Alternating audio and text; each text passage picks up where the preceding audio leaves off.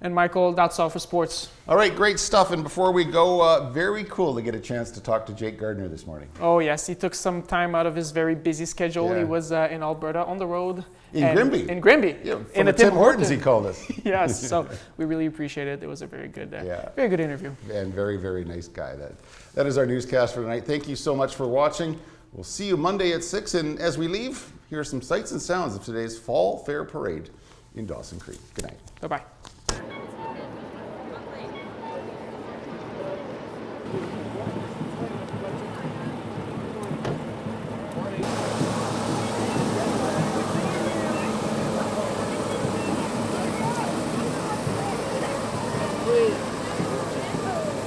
Surprised to see your uncle, hey? I think he got you when you put